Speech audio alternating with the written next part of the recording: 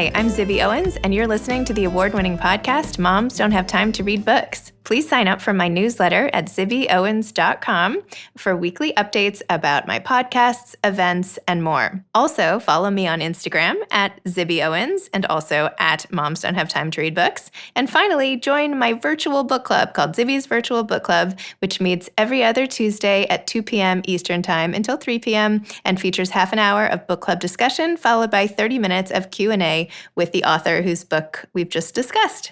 You can sign up on my website, zibbyowens.com, under the Virtual Book Club section, or even on Instagram under the link in my bio. I hope you'll find me in all these different channels and enjoy this podcast. I am so thrilled that audible.com is my new sponsor. They'll be sponsoring this whole week, and they're giving you all a free 30-day trial of Audible, which includes not only their audiobooks, which they're famous for, but also guided wellness now, podcasts, and so many Audible originals. You have to go check it out. I even have my special URL, which is audible.com/Zibby. How cool is that? So you have to go check it out so that they know that people who are listening are actually listening to this.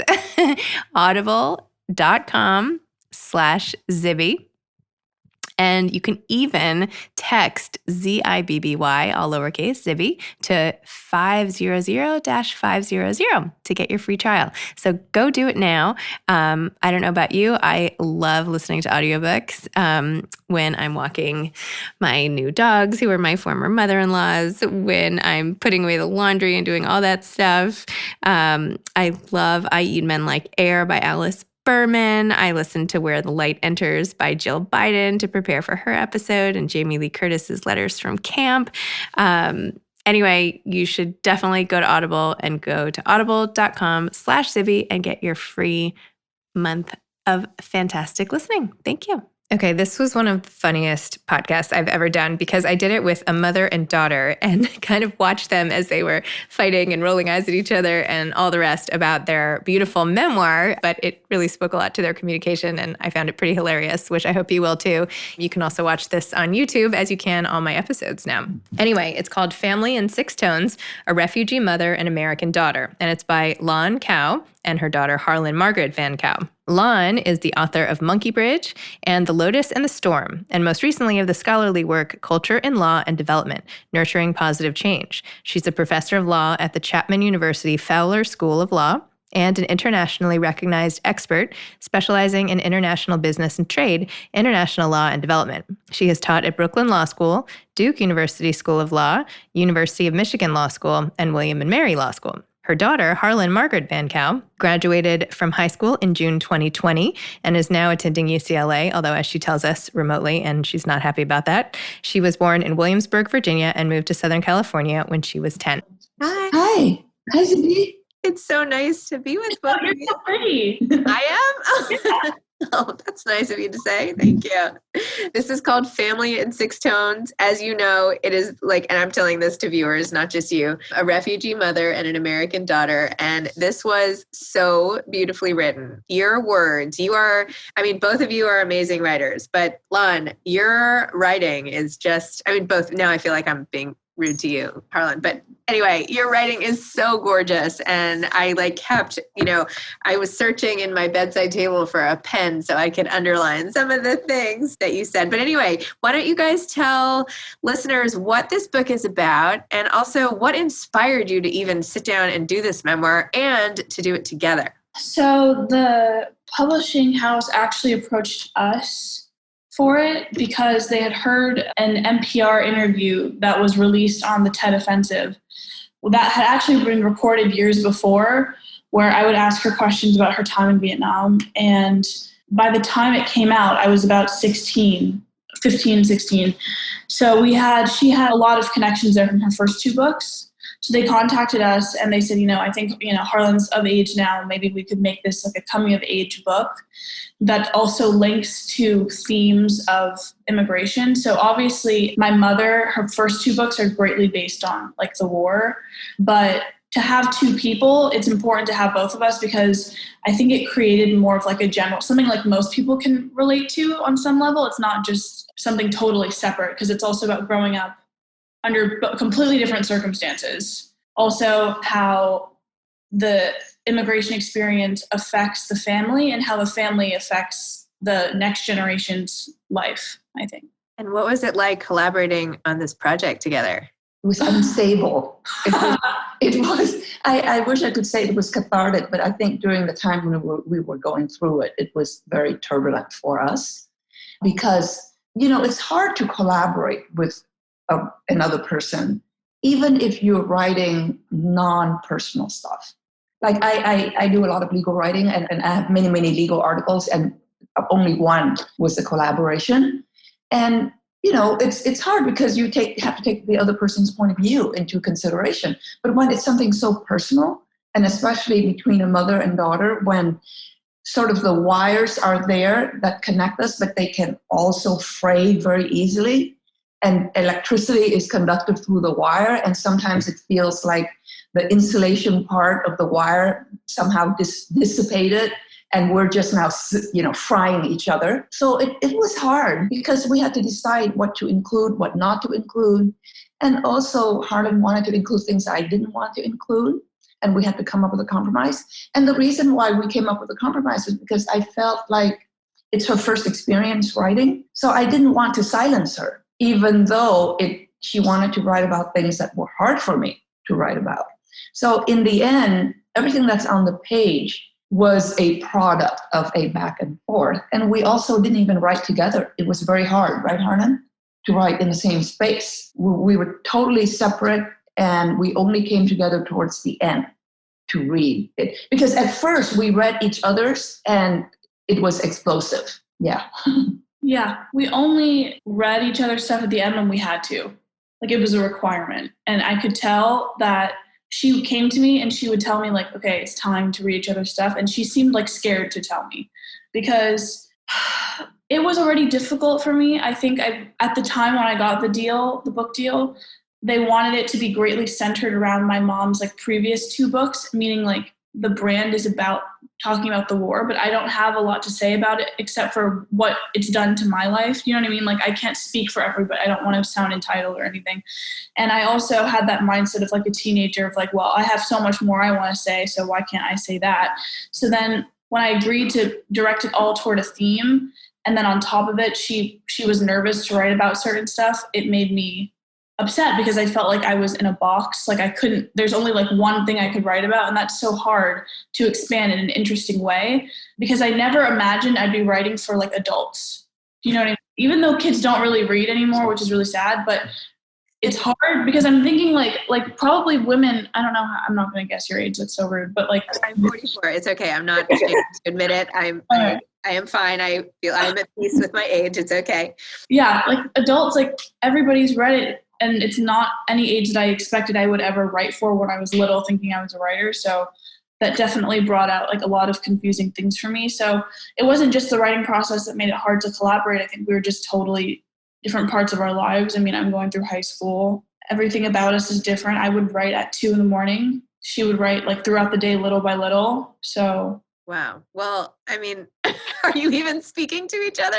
There's like, I like intruded on like a family squabble, and I'm just like there was a huge fight before the camera went on, and now you're like pretending like everything's fine. Well, you don't have to pretend for me. We're in quarantine, so we're stuck. She's doing her college online, so you can imagine it's all pretty eerie. Wow. And aren't you at UCLA, or did I make that up? Yes. Wow. And so they're not letting anybody go? No, it's actually very depressing for me because I picked UCLA because of like you picked a school because of what it looks like. If you have like two options that are, this kind of the same and like what it'll do for you, I guess the campus was important to me. So I chose UCLA over Berkeley, but now Berkeley moved people in. So wow, that sucks, but. UCLA is in a beautiful part of LA. I love LA. You will have the best time. This time will pass. It's a blip. You will get there. It was the right decision. Don't second guess.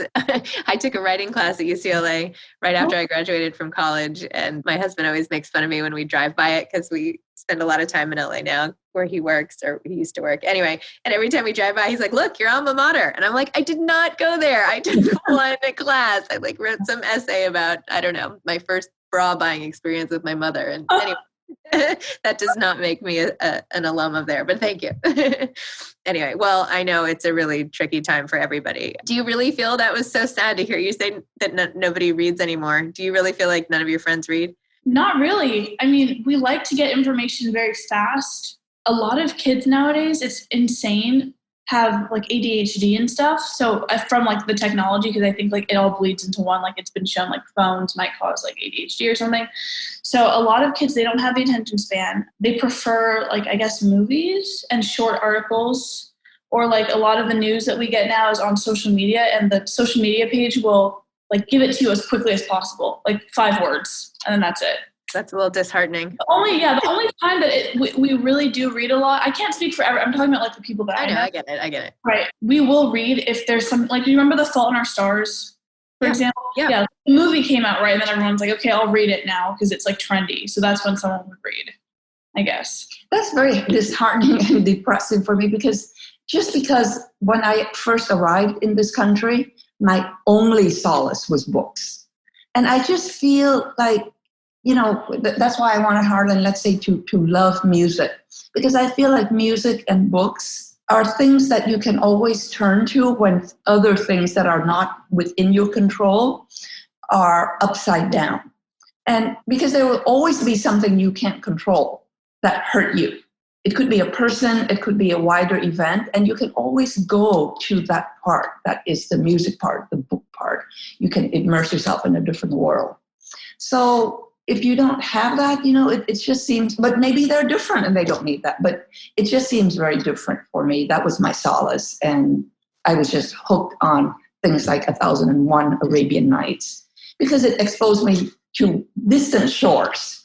Yeah. And it's also like a form of traveling too, I completely agree, especially now, especially in the very beginning of the pandemic when we literally could not leave our house at all for week after week after week. I feel like, oh, well, look at this. Now I'm having coffee and a glass of wine on a terrace in Tuscany. And now I'm here I am in China in this little apartment. I feel like books could take me everywhere. And I totally agree with you. No matter what you're going through, you can just open up a book and you're immediately somewhere else. It's like this empathy and escape. So that makes me sad. But I bet there's a way.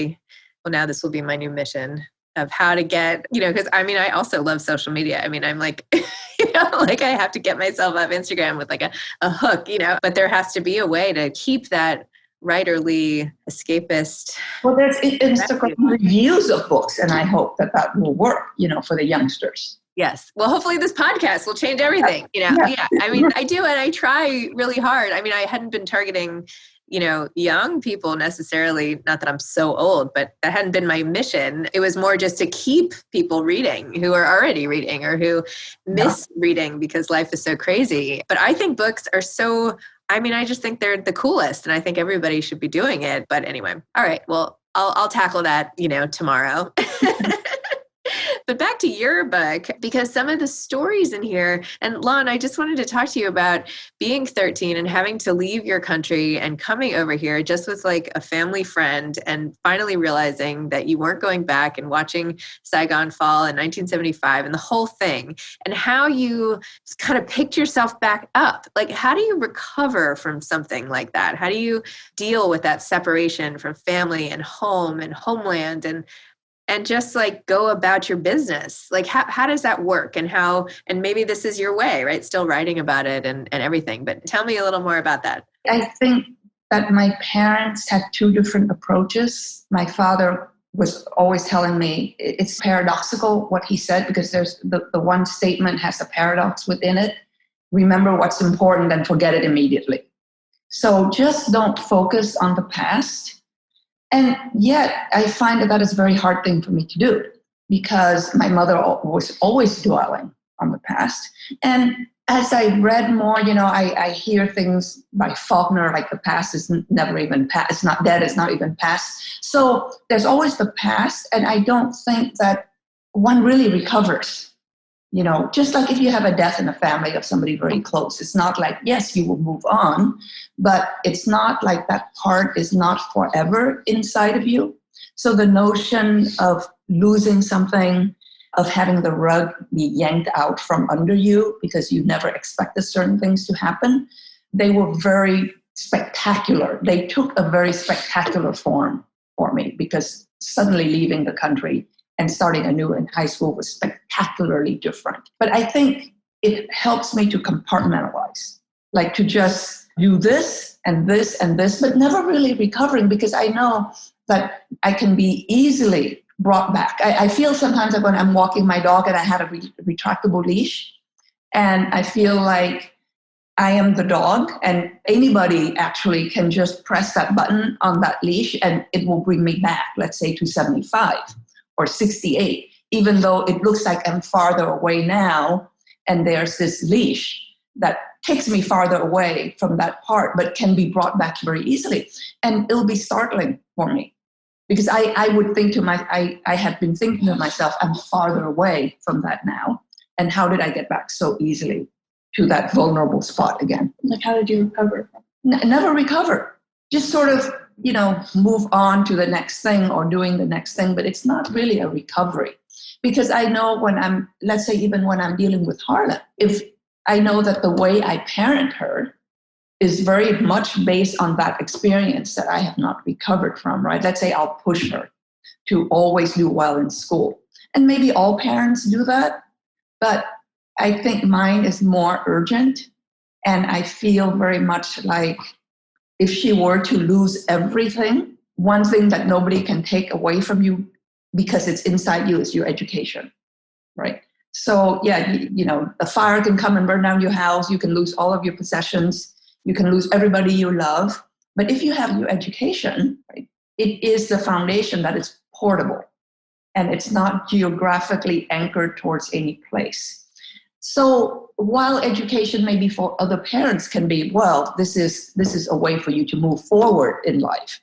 Mine is, yes, of course, but it also has this kind of no one can take it from you feeling, which I felt happened when, our life was taken from us and we had to start a new one. So that in that sense, I can see how the fact that I've never really recovered even affects something like the emphasis I place on certain things for her, which can be very frustrating for her because she does not have that experience. How do you feel about that, Harlan? Well, I've always been very conscious of, I think it's just because I'm really interested in psychology and people. So when I was really little, from a really young age, I figured out that my mom parented because of her experience. So it's like, also, it's very easy to call her like overbearing or, like controlling, which she is sometimes. But it's hard to be angry about it because it comes from like a very innocent place. Like she doesn't mean to do that, I'm not saying any mom means to come off as controlling, but she literally can't help herself. And I can tell, like, we'll have a conversation, we're in an argument and we keep talking over each other. And I'm like, can you give me 2 minutes? I'm just going to say something and just be quiet. And she's like sitting on her hands. She can't even like stay still. It's true, but it's not real, Mom. No, but like somebody is stating something, like if they're going to have 2 minutes of conversation and the piece that comes out that follows she said what statement, I say isn't true. Yeah. So in other words, right, but it's true to me. It's not true to her because she's so defensive. So what I'm trying to get at is that in the past, most of the time, kids can like tell their parents like, this upset me when you did this to me, or like this hurt my feelings.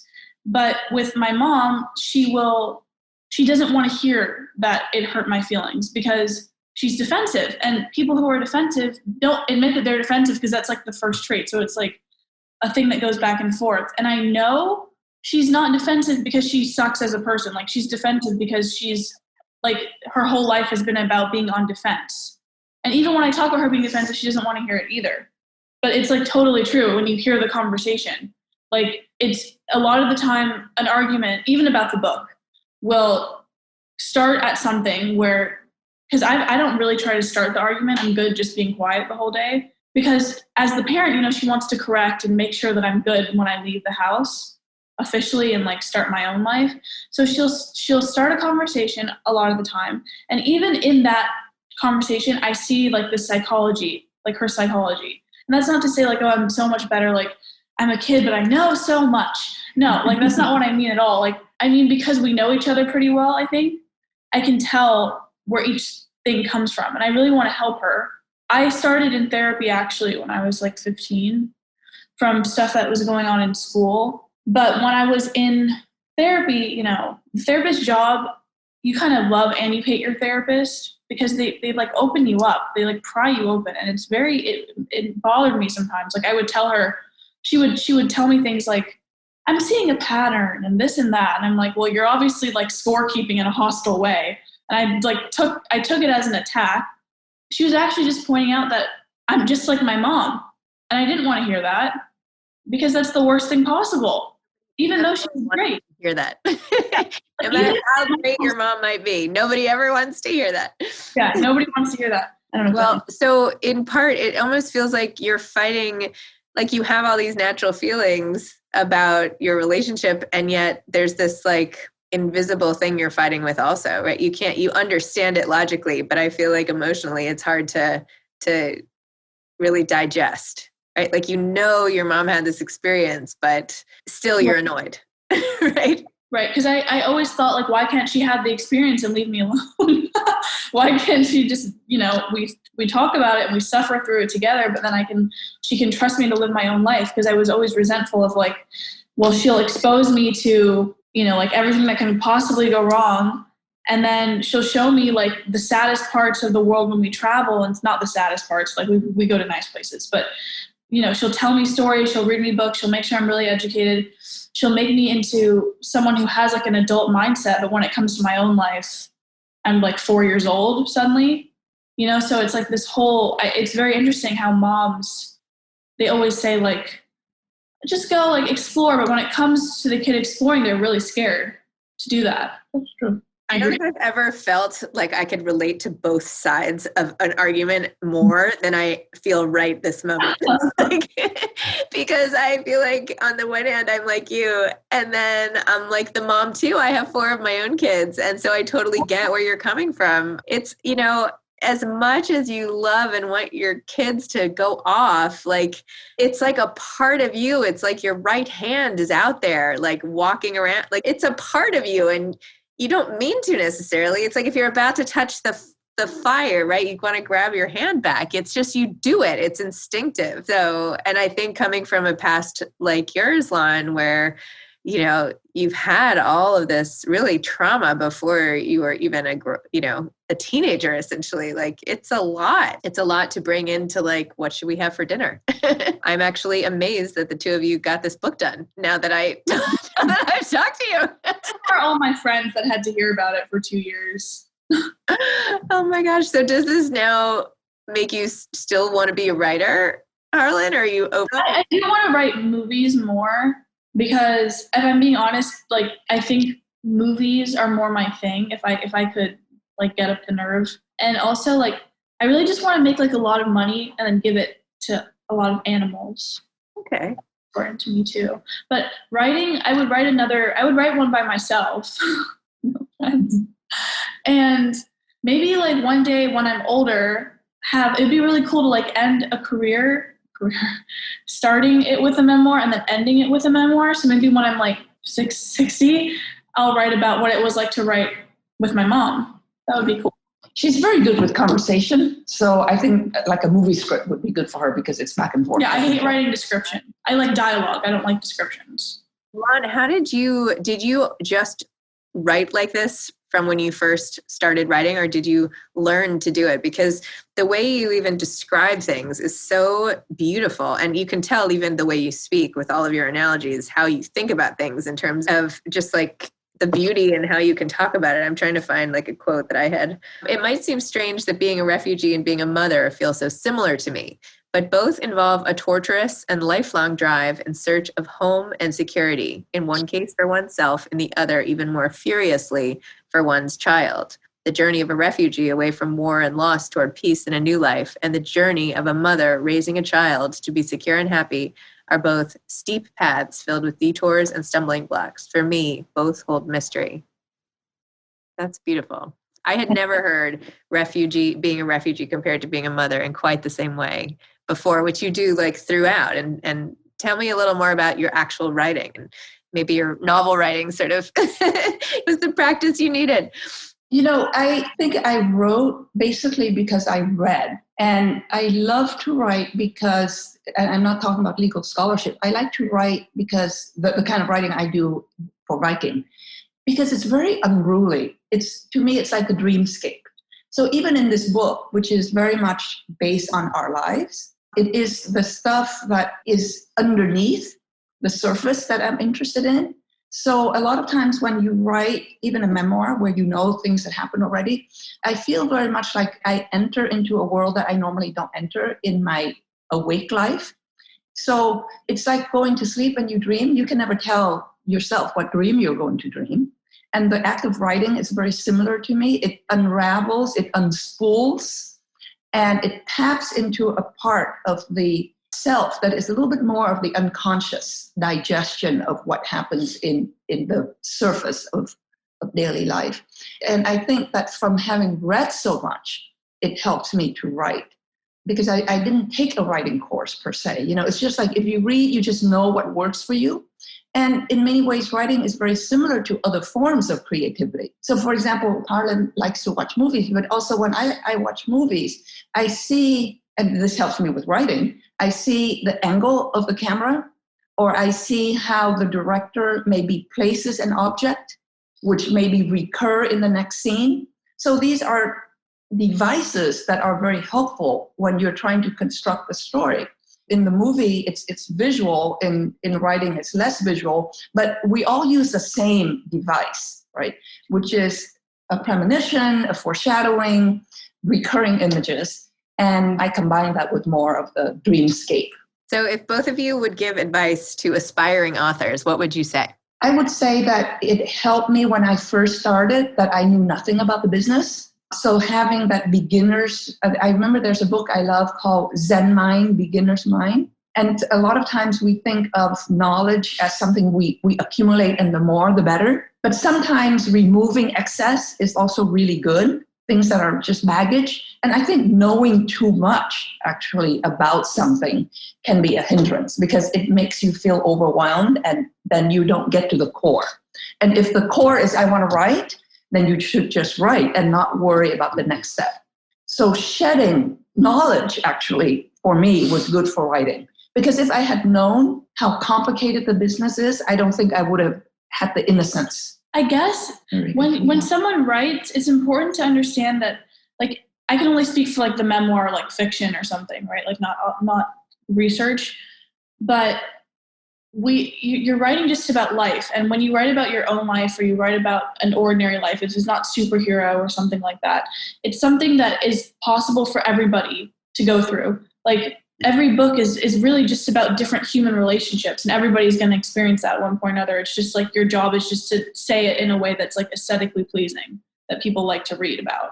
So just to try to keep as much like relatability as much as possible, and remember that even though your writing is different and you're talking about something different, you are very similar to everybody else. You have to have something universal. And I think all human yearnings are universal. So when you write about your yearning and how it relates to the world, I think that it will create that connection with the reader, which is what you want to do, because, writing is so solitary. You're just writing by yourself, and it feels very, very disconnected sometimes. But if you know that there is this connection you're going to make, then it's very helpful. Well, I can tell you, I felt like super connected to both of you, having read this and hearing your innermost thoughts and how like literary they were, and, your anger, and your like it's great. It's really good stuff. And then to be able to chat with you is thank you so much, Zibby. So thank you, Family in Six Tones. Thank you so much for all of your time. We have such a busy schedule. We'll follow you on your Instagram too. Yeah, we'll do that. Okay. All right. Have a great day. Bye-bye. Thanks again so much to Audible for being my sponsor. You can go to my site at audible.com/Zibby for your free trial month of Audible. You get all their audiobooks and podcasts and guided meditations and Audible originals and just so much. So go check it out, please, please, please. Audible.com/Zibby. Thanks for listening to this episode of Moms Don't Have Time to Read Books. Don't forget to follow me on Instagram at Zibby Owens and at Moms Don't Have Time to Read Books. Also sign up for my newsletter at zibbyowens.com and sign up for my virtual book club and meet lots of authors on Zoom every other week. Thanks so much to Steve and Ryan at Texture Sound for the sound editing. And thank you to Morning Moon Productions for providing this fantastic intro and outro music.